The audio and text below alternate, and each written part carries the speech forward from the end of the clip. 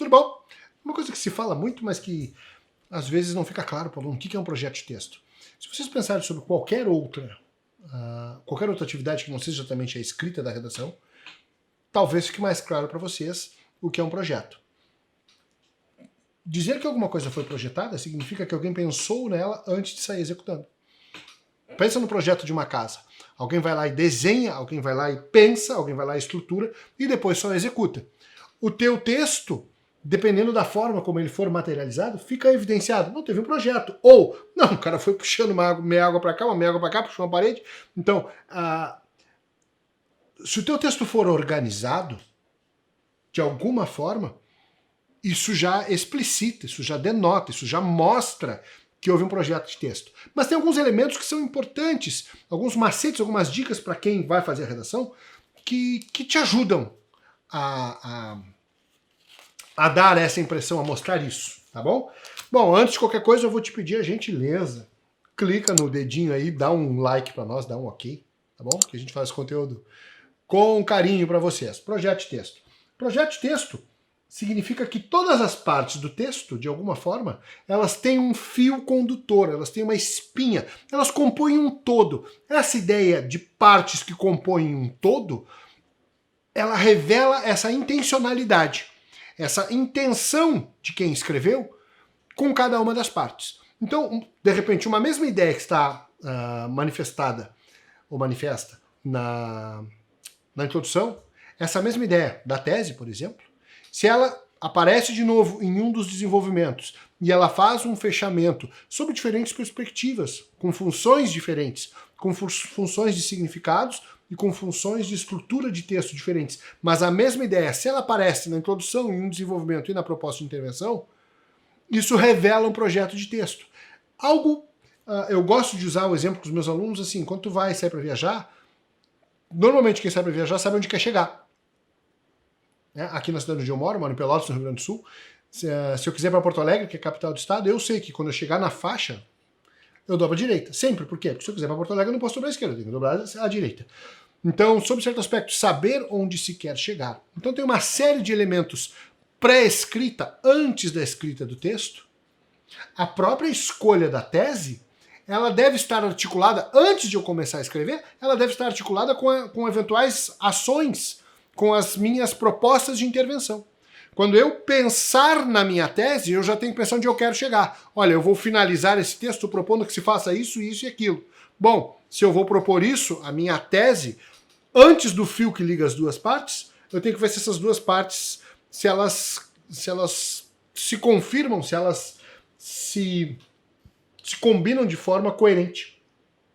Se uma não contradiz a outra, se uma não anula a outra, ou também igualmente equivocado ou errado seria se uma não tem nada a ver com a outra. Então elas de alguma forma elas têm que colaborar uma com a outra. Tanto a tese apontar, justificar e sustentar as medidas que eu vou propor, quanto as medidas que eu vou propor de alguma forma sustentar a tese e torná-la real, né? Uma perspectiva de ato e potência da de Aristóteles, né? O projeto de texto é a potência, é o poder ser. Quando eu escrevo, eu atualizo, né? Eu transformo em ato.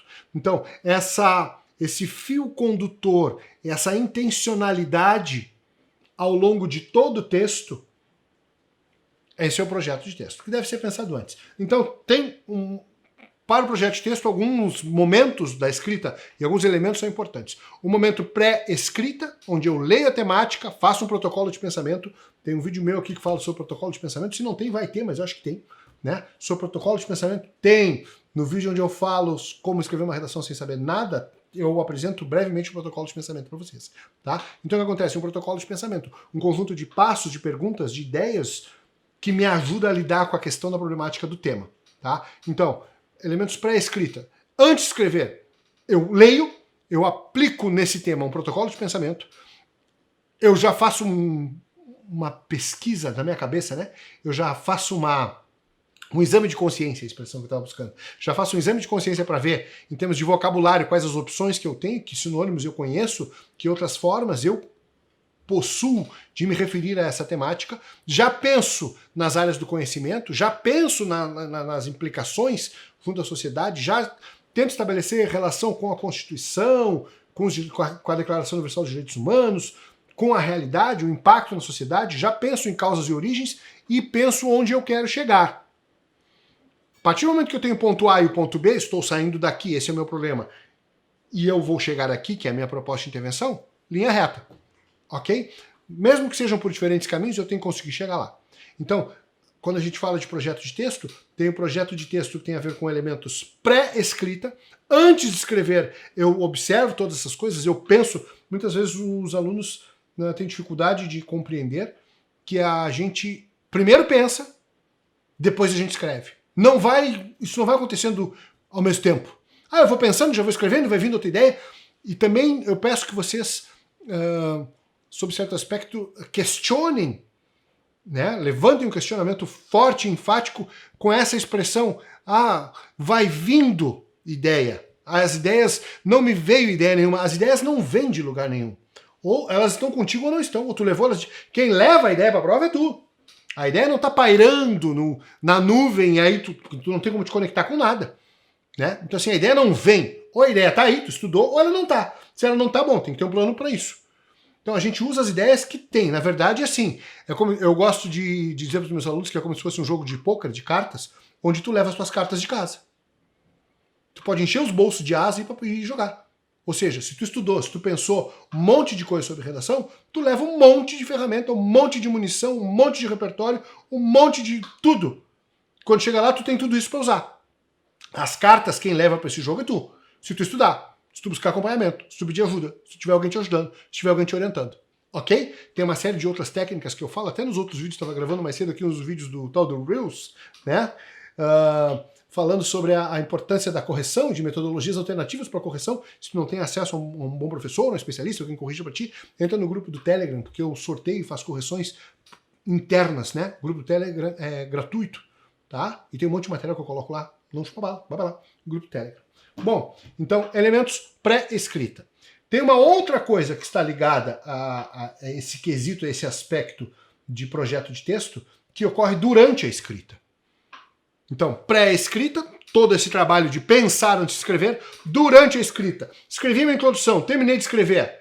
Continua, para tudo e lê o que tu escreveu. Lê a introdução. A introdução é promessa. Tu foi lá prometer, olha, te prometo ser fiel na saúde, na riqueza, na doença, tu fez toda a promessa. Agora tem que cumprir essa bosta. Então o que tu vai fazer? Nos desenvolvimentos, tu vais entregar aquilo que tu prometeu na introdução. Aquele mesmo nível de análise que tu prometeu na introdução. Então, escrevi a introdução. Lê. Lê devagar, lê com atenção, não lê por ler.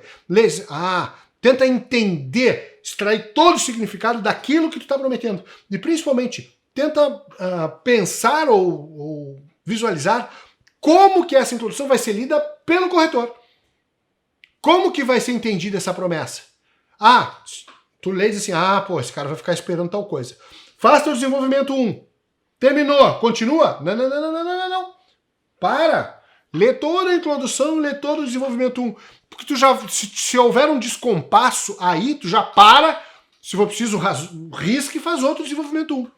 Não adianta depois do texto pronto, lá na proposta de intervenção, dizer assim, nada combina aqui. Tá uma colcha de retalho, isso aqui não tem uma ideia de toda essa casa vai desabar. Não adianta nada isso. Então, a cada parte, como se fosse assim, a cada parte que tu faz, tu dá uma sacudida, ver se ela tá firme. Fazendo analogia com a casa, né? Então assim, fiz o primeiro andar, parece que tá bem, sacode ele, deixa chover, bater um vento, não caiu. Bom, vamos pensar no segundo andar agora. Né? Não adianta sair construindo enlouquecidamente, daqui a pouco cai. Então é preciso ter esse cuidado com a solidez da construção intelectual que se está promovendo. Escrevi a introdução, leu com cuidado. Escrevi o desenvolvimento 1, leu. Está bom? Continua. Bom, tu já leu os dois, faz mais um. Antes de tu fazer a proposta de intervenção, tem que ler tudo de novo. Toda a introdução, todo o desenvolvimento 1, todo o desenvolvimento 2, e aí tu escreve a proposta de intervenção. Por quê? Porque a proposta de intervenção é como se fosse o filho, a filha, é como se fosse o resultado, o produto, a consequência desses desenvolvimentos. Tendo sempre que levar em consideração o tema e a tese. Então, lê tudo de novo. Terminei de escrever. Foi lá, proposta de intervenção, parará, timbum. Ponto. Tira o olho da folha. Vai fazer o resto da prova. Uma coisa que tem a ver com o projeto de texto também, e que deve ser preocupação de vocês, é o seguinte, pelo menos no Enem, né, em outros vestibulares talvez sejam outros modelos, mas não é muito diferente. No dia que vocês têm que fazer redação, vocês não têm só a redação para fazer.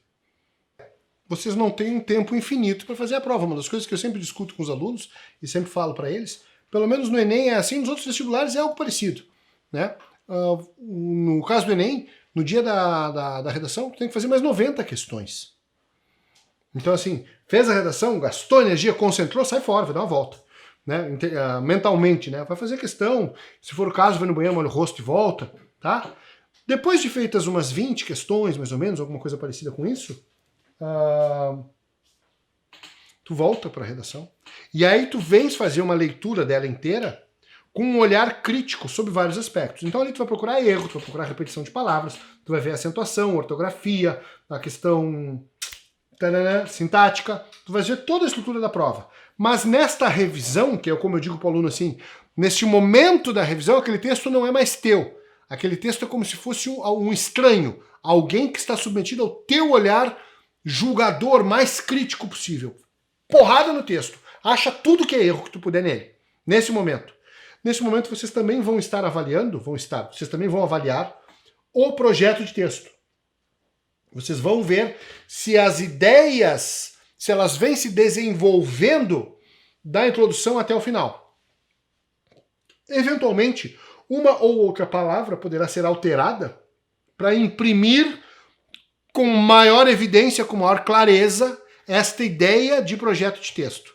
Não entendi o que tu falou? Volta, escuta de novo, volta, escuta de novo, busca dar significado, que eu falei tá certinho, tá? Então, essa ideia de projeto de texto, ela pode ser reforçada, vou falar de outra forma agora, ela pode ser reforçada, evidenciada, enaltecida, muitas vezes com a mudança de uma ou outra palavra, do registro de uma ou outra palavra.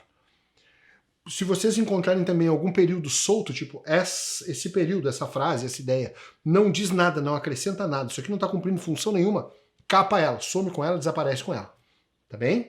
Porque isso aí pode tirar nota lá na competência 4, né? Frase fragmentada que compromete a compreensão lógico-gramatical. Ou seja, uma frase solta que não serve pra bosta nenhuma do ponto de vista argumentativo. Entenderam? Beleza pura. Então, falando isso pra vocês. E aí depois, na hora de passar limpo, não mexe mais no texto. Na hora de passar limpo, toda a hesitação vai gerar o quê? Rasura. Erro. Na hora de passar limpo é o momento de descansar. E aí tem uma coisa. Escreveu a redação, não pode deixar para passar limpo no final da prova. Porque senão tu pode te perder no tempo, acaba o tempo e tu não passou nada limpo. Então, a minha dica é, vocês podem ou começar pela prova, ou se achou o tema difícil, olhei o tema, achei tão difícil, vou fazer umas 15, 20 questões, depois eu tento escrever, mais 10 tento escrever. Se eu acabei a primeira prova, eu tenho que escrever aí, não dá para começar a segunda prova. Escreve, na pior das hipóteses. Anda 10 questões, revisa. Em seguida passa limpo. Vou deixar pro final. Quando tu vê o fiscal diz assim, acabou o tempo, tu nem começou a passar limpo.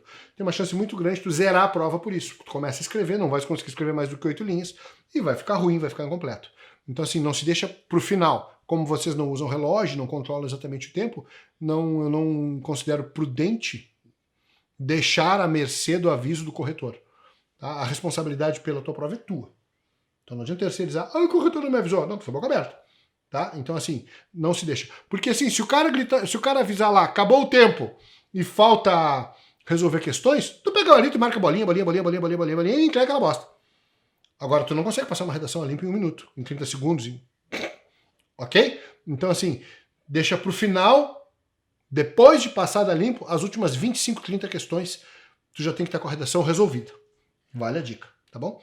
Então, essas coisas todas têm a ver com o projeto de texto. Tem alguma dúvida, tem alguma sugestão? É professor, quer contribuir, quer discordar? Fica à vontade, tudo bem. Né? Ninguém é dono da verdade, nem eu. Embora os resultados dos meus alunos, que é mérito deles, muito mais do que meu, mas o resultado dos meus alunos corrobore que essas coisas que eu estou falando para vocês têm procedência, que elas fazem sentido e que elas podem fazer com que os alunos tirem uma nota alta, médias acima de 900 pontos há 10 anos, e 2 notas 1000 entre as nossas alunas queridonas, tá bom? O terceiro 1000 está difícil de conseguir, mas também a quantidade de alunos aqui na cidade onde eu moro não é muito grande. Mas, mesmo assim, 2 notas 1000, as únicas notas 1000 da minha cidade. Né? Por aqui tá tudo dominado. Vamos lá, vamos embora. Se não curtiu, curte. Não curtiu ainda? Sacanagem, né? Se não curtiu, curte. Nos segue nas redes sociais. As redes sociais. Tem o Instagram, que tem bastante conteúdo lá. Tem o Telegram, que é gratuito. Tem um monte de materiais, live exclusiva, correção de redação, tem um monte de coisa, tem um monte de bônus de brinde, de coisa interessante lá no Telegram. Se conhece alguém que vai fazer a prova, marque. Se é pai de aluno que vai fazer o Enem, daqui a pouco assiste, daqui a pouco tu é aluno, vai fazer o Enem, teu pai não sabe nem conversar contigo, marque ele nesse vídeo, porque aí ele assiste e vocês vão ter que conversar. Tá bem? Um beijo pra vocês. Era isso. Tchau, tchau.